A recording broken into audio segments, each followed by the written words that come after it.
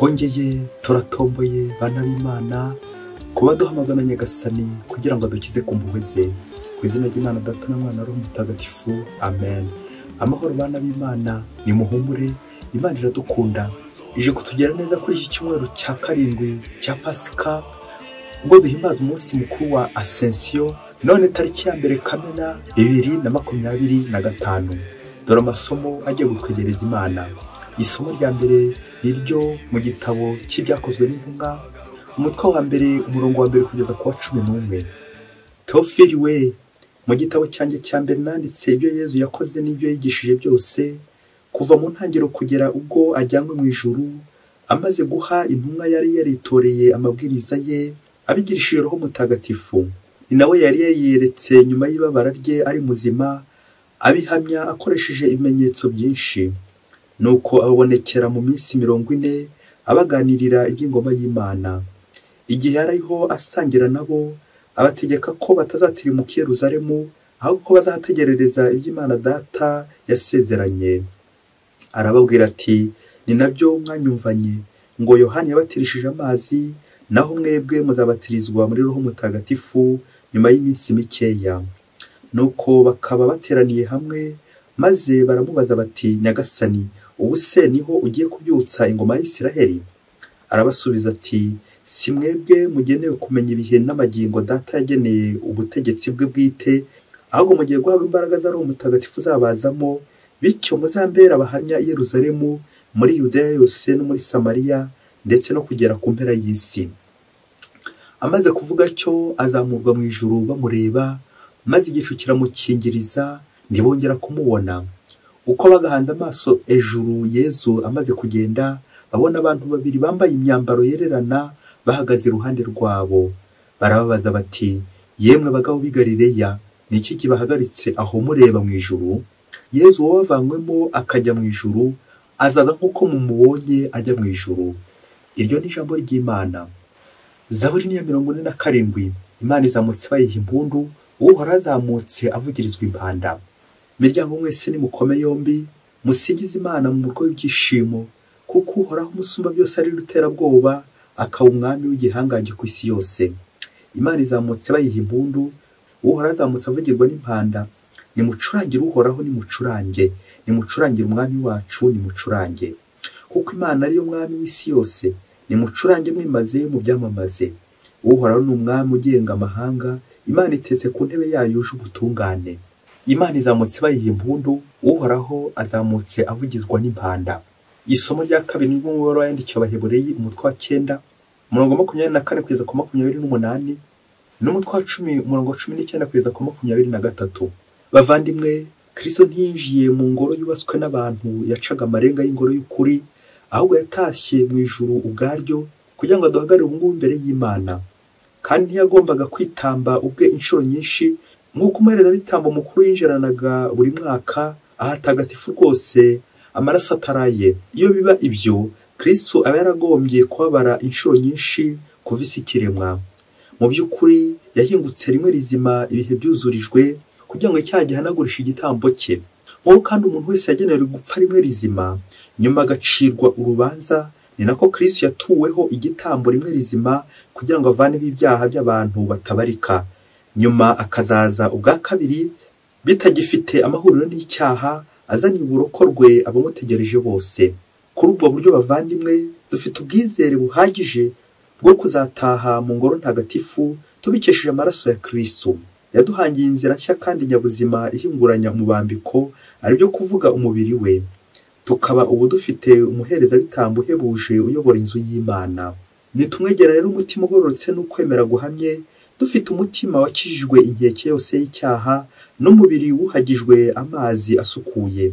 Nitwikomezemo amizero yacu tudacogora, kuko watugiriye amasezerano ari ndahemuka. Iryo ni ijambo ry'Imana. Nyagasani Yesu nabane namwe. Amagambo mu Ivanjili ntagatifu yanditswe na Luka, umutwe wa 24 umurongo wa 46 kugeza kwa 53. Muri icyo gihe Yezu wazutse abonekera abigishwa be, maze arababwira ati, byari ngombwa ko huzuzwa ibinyerekeyeho byose biri mu byanditswe, ko Kristo agomba kubabara, maze ku munsi wa gatatu akazuka mu bapfuye, kandi ko uhereye Yeruzalemu abantu bo mu mahanga yose bagomba kwigishwa mu izina rye ibyerekeye kwisubiraho n'ibabarirwa ry'ibyaha. Ibyo nimwe bagabo bashinzwe kubihamya. Ngeweho ngiye kuboherereza icyo data yasezeranye. Mwebwe rero nimube mugumye mu murwa kugeza igihe muzasenderezwa imbaraga zivuye mu ijuru. Hanyuma abajyana ahagana i Betaniya, maze arambura amaboko abaha umugisha. Igihe akibaha umugisha atandukana nabo ajyanwa mu ijuru. Bamaze kumupfukamira bagarukana ibyishimo byinshi i Yeruzalemu, nuko bagahora mu ngoro basingiza Imana. Iyo ni ivanjiri ntagatifu. Nuko bagahora mu ngoro basingiza Imana. Bayoboke b'Imana nimugire amahoro. Aha tugeze ni kuri buri munsi. Umuhanga niwe wavuze ati gusenga ni ukunyarukira by'akanya gato mu ijuru. Arongera ati kujya mu misa, igitambo cy'Ukarisiya, misa ntagatifu, ni ukunyarukira by'akanya gato mu ijuru, kubera ko misa itubimburira uburyo tuzabaho hakurya y'imva. Navugaga nyine mu ijuru ko bazaba bararigezemo, kuko nyine ijuru ririho, ariko bisaba ngo kurikorera buri munsi, gukorera ijuru buri munsi. Amasomo y'iki cyumweru cya Ascension yazasubira mu ijuru, turaza kuzirikana ku ijuru. Amasomo yose yahuriye ku ijambo ijuru, ubwo tuza kuzirikana ko ijuru ririho, ariko bisaba gukora cyane kugira ngo ugere gute, kugira ngo urigereho. Na niyo mpamvu tuza kuzirikana ku ngingo igira iti aho ijuru riherereye. Abenshi hari ubwo nyine batamenya aho ijuru riherereye, bityo ntibamenye uburyo barikorera uko bikwiye. Iyo baje abana mu ijuru ari hehe, abenshi batunga agatoki hejuru bati ni hariya hakurya, ni hariya, ni hariya. Byumvikane niyo baje abandi bati mu muriro ni hehe, bamanura agatoki ati ni hasi, ni hasi. Ese naho niko byumva, ijuru riri hejuru n'umuriro uri hasi? Turaza kubona ko ijuru atari icyerekezo hasi cyangwa hejuru cyangwa ku mpande cyangwa ku rundi ruhande, ahubwo ijuru ni ukuntu ukumerewe muri no minsi. Iryo ni ryo juru cyangwa ari umuriro. Ngaho nawe ndakwifuriza ijuru hagati aho, kugira ngo nawe ujye mu ijuru. Aho ijuru riherereye, mubyeyi we maso kugira ngo amasomo atambuke iwawe, maze nawe niba wajyaga wibeshya ku cyerekezo, uyu munsi ntabwo none hari icyerekezo, n'ukuntu umerewe, ukuntu roho yawe imerewe, ukuntu ubuzima bwawe bumerewe muri no minsi, ujye umenya ngo ni intangiriro y'ijuru cyangwa nanone ni intangiriro y'iki, y'umuriro. Reka tubanze tuzirikane kuri Ascension. Ijambo Ascension, Ascension biva ku nshinga y'ikilatini ascendere, bikavuga ngo kuzamuka. Yezu rero yazamutse agiye mu ijuru. Nubwo bavuga kuzamuka, kuzamuka ntabwo nyirizina ari icyerekezo, ahubwo ni ukuzamuka mu mvugo yo kwerekeza ku Mana, kuko roho nyine izamuka yerekeje ku Mana, bityo ugahura n'Imana. Iyo tujya gusenga Yeruzalemu turazamuka, iyo tujya gusenga Imana iratuzamura tugahura n'Imana. Icyo twazirikana, Ascension ntabwo nyirizina ari iryo juru riri hejuru, ahubwo Ascension ni ukuzamuka uhura n'Imana. Aha turi rero natwe turi guhura n'Imana. Ijambo ry'Imana, iyo duhuye n'Imana mu ijambo ryayo, natwe tuba turi gukora Ascension. Iyo tugiye gusenga natwe tuba turi gukora iki, Ascension. Iyo tujya mu gitambo cy'Ukarisiya natwe tuba turi gukora iki, Ascension. Igihe cyose uhuye n'Imana ujye umenya uti ndi kuzamuka, nkajya ku musozi, nkajya guhura n'Imana, ubundi tukaganira n'Imana, tugasabana. Ngiyo Ascension. Nawe rero ndakwifurije Ascension nziza, wifurize mugenzi wawe Ascension nziza, wifurize uwo mubana Ascension nziza, umugore wawe, umugabo wawe, umwana wawe, umubyeyi wawe, mubwire uti Ascension. Ascension nyine mwifurize ijuru, mwifurije guhura n'Imana buri munsi. Ese ni ryari bundi hataba Ascension? Buri munsi haba Ascension, cyane cyane igihe nawe ufashe igihe umugambi uko ugiye guhura n'Imana. Aho ijuru riherereye, aho ijuru riba. Ese mu rugo rwawe hari ijuru? Ese mu rugo rwawe hari Ascension? Ascension yahageze? Ese mu murimo wawe ibyo ukora harimo ijambo kuzamuka, guhura n'Imana? Mwifuje rero amahirwe yo kuza guhura n'Imana. Nk'uko twabizirikanye, amasomo y'iki cyumweru arimo iryo jambo ijuru, yagarutsemo ijambo ijuru. Mu isomo rya mbere ritangira neza cyane ati Theophile we. Akenshi abantu bitwa ba Theophile bagombye guhita bitaba. Buriya niba nawe koko witwa Theophile turagusuhuje, nizere ko washoboye kwitaba.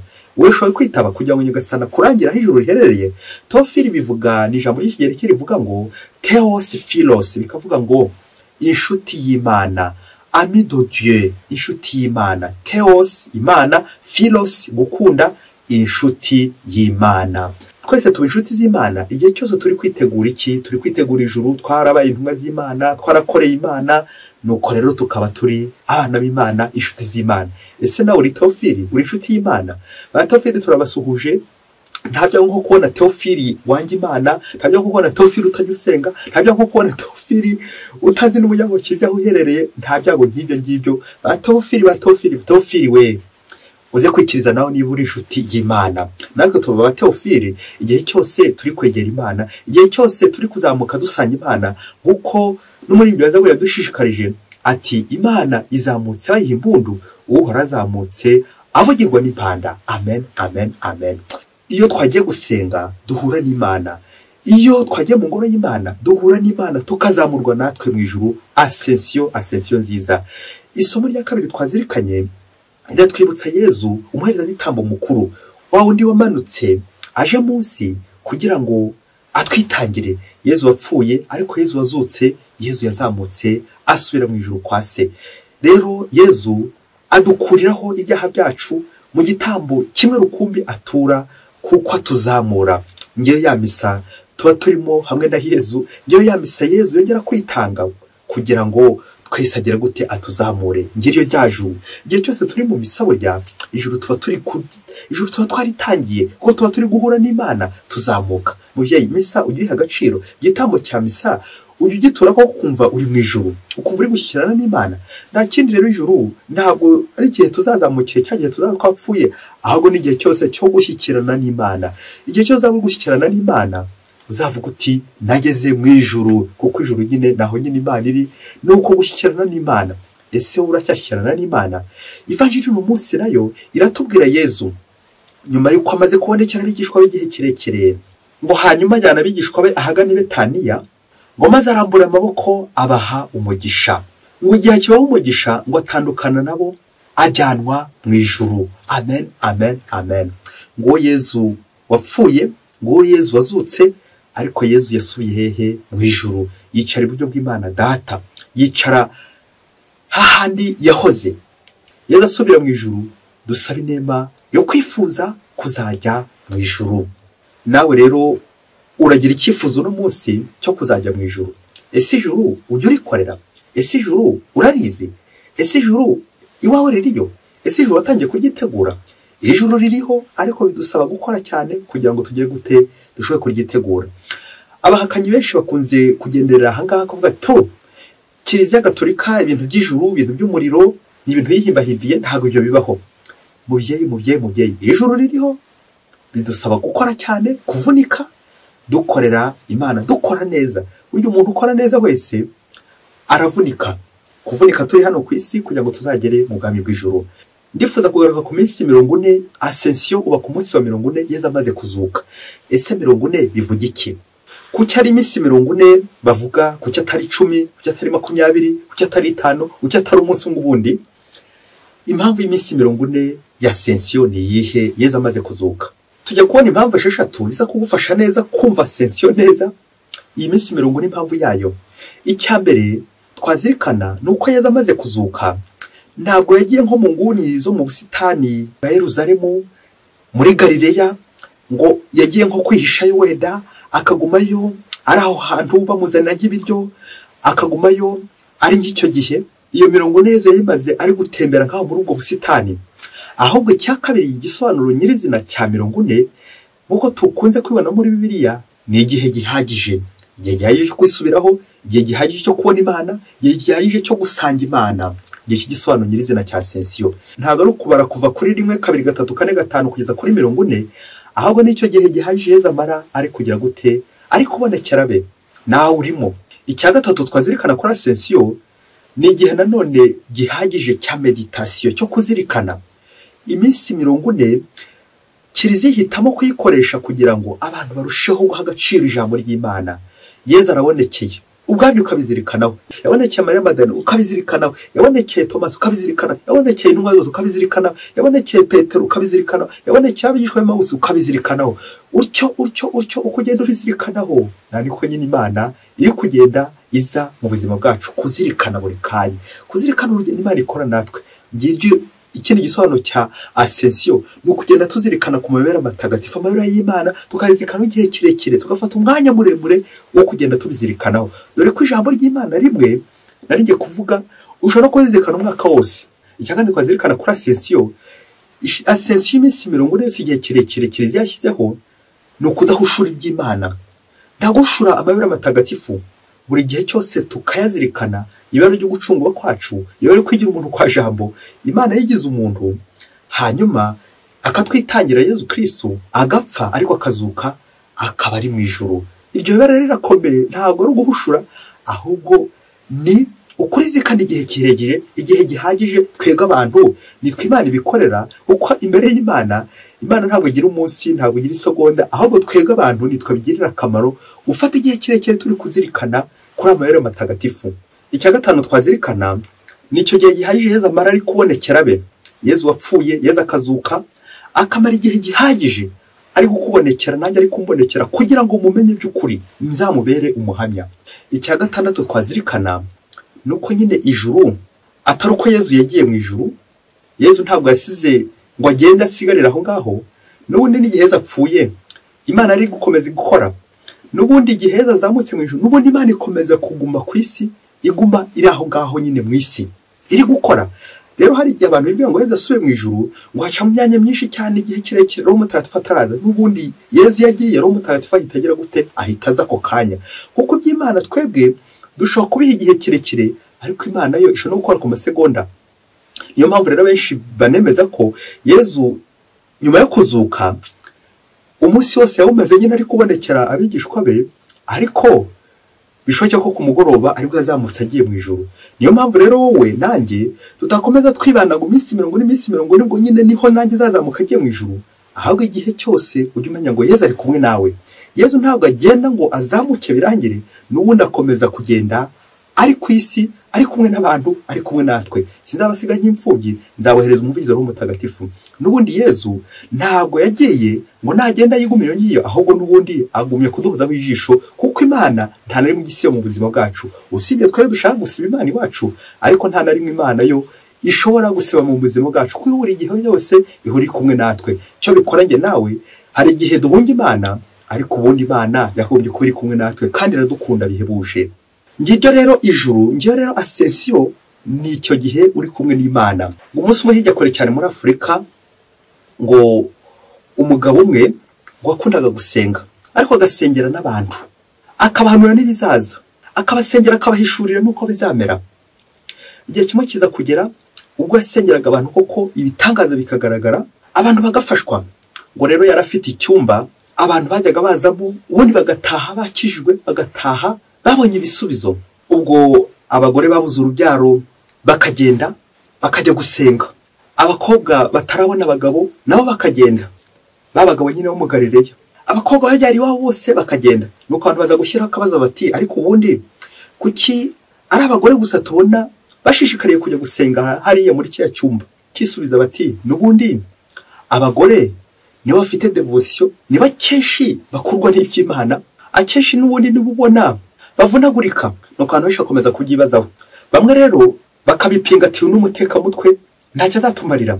Nuko igihe cyaje kugera koko babagore bazaga gusaba urubyaro bakaza gusenga. Igihe cyaje kugera bamwe batangira gutwara inda, abandi bakomeza kubona ibisubizo byinshi cyane biturutse kuguma aho ngaho basenga. Ibitangaza bitangira kuboneka ku buryo bukomeye. Nuko ibitangaza byakomezaga kugenda biboneka, naniko abagore benshi bakomeza kugenda basengera aho ngaho muri icyo cyumba. Igihe cyaje kugera ngo bya bindi by'uko Nyakibi atarara bushyitsi, ngo imbaraga ziza kubibasira abari bari muri cya cyumba. Nuko akomeza kwibaza impamvu izo mbaraga zaje. Namwe urumva ko imbaraga siyo zaje ahantu biba ari umwanda. Umunsi umwe rero umushishozi ngo yari akererewe ataraza, ngo afata icyemezo cyo bagiye gukora isuku muri cya cyumba kugira ngo barebe byibuze ko imbaraga zacika. Nuko batangiye kubura tapi, umukeka hahandi basengeraga, babona ibintu bikomeye cyane. Ngo babona hafi aho ngaho mu mwobo ngo hari udutwe tuduhinja twiciyemo aho ngaho. Ababyeyi benshi barahamuka bitewe nuko uko umwe yajyaga atwara inda, abandi bajya kora ntibamenye ahantu yari gitiye. burya naho ngaho yagiye yirigitira muri uwo ngobo utwo duhinja neza neza birangira icyari isengesho gihindutse guhamuka, batangira gusakuza bikomeye cyane, basengera hejuru, uduhinja nato turi munsi, uduhanga tw'uduhinja turi munsi. Mubyeyi ntuhamuke. Nuko icyari amasengesho kibamarira, bakomeza kurira benshi baboroga, guhamuka bitabuze.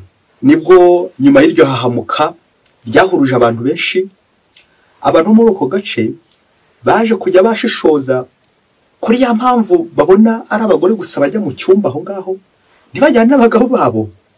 Nuko ibyo bibari bitangaza, bavuga ngaho mu cyumba nyine bajya mu bitaro kubera guhahamuka. Bayoboke b'Imana, Yezu Kristo akuzwe. Ngiyo ascension ni igihe uzahishurirwa ukamenya irimba aho riherereye, ukamenya nijoro aho riherereye, ukamenya icyumba cyo guhura n'Imana aho giherereye, ukamenya n'ikindi cyumba kirimba aho giherereye. Icyo nicyo bita ijuru, icyo nicyo bita guhura n'Imana, icyo nicyo bita ascension. Rero ukomeze ushishoze, harya ubu ku manywa biba bimeze biti wanjye, nijoro biba bimeze bite?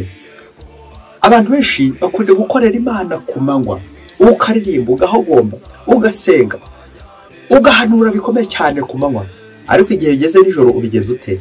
Wasaga nawe ijoro hazirimbi.